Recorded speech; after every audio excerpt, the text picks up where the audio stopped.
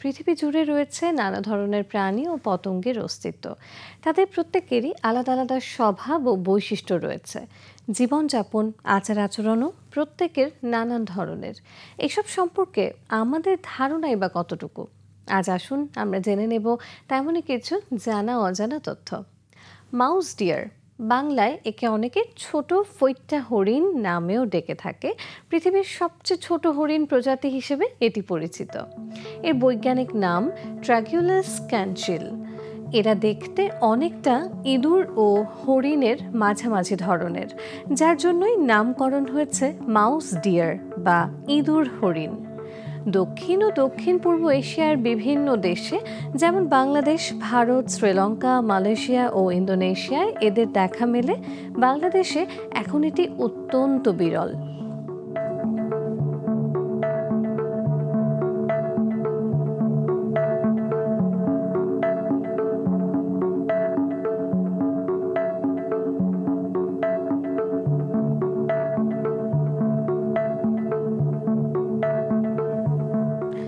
Mouse deer সাধারণত খুবই ছোট আকৃতির হয়। গড় উচ্চতা 20 থেকে 25 সেন্টিমিটার এবং ওজন 1 থেকে 2.5 কেজির মধ্যে হয়ে থাকে।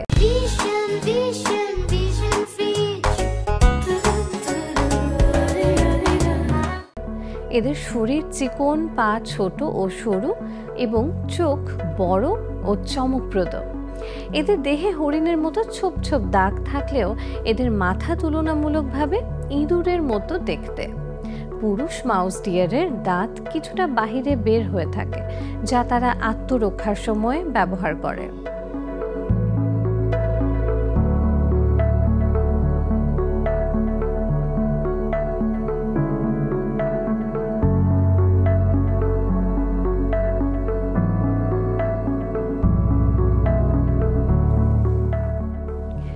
এই প্রাণীগুলো খুব লাজুক ও নিঃসঙ্গ প্রকৃতির। দিনের বেলায় তারা ঝোপঝাড় বা গাছপালার নিচে লুকিয়ে থাকে এবং মূলত সক্রিয় হয় সন্ধ্যা ও রাতে। তারা ফলমূল, কচি পাতা, বীজ ও ছোট গুল্ম জাতীয় উদ্ভিদ খায়। এদের খাবার সংগ্রহের ধরনও অনেকটা বন্য খরগোশের মতো। মাউস ডিয়ার সাধারণত একাই থাকে, তবে জোড়ায় বা পরিবারে দেখা যাওয়া খুবই বিরল। এদের গর্ভকাল প্রায় 5 থেকে 6 মাস এবং একটি মা মাউস ডিয়ার বছরে 1-2টি বাচ্চা প্রসব করে।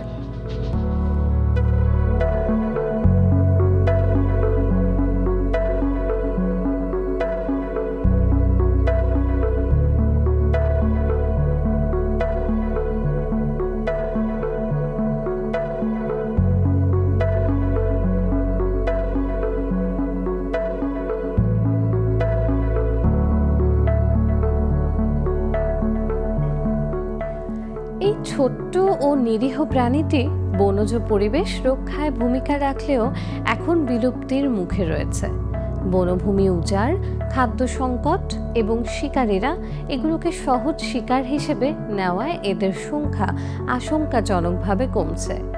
বাংলাদেশে একসময় সুন্দরবন ও পার্বত্য চট্টগ্রামের কিছু এলাকায় এদের দেখা মিলত, তবে এখন তা খুবই বিরল।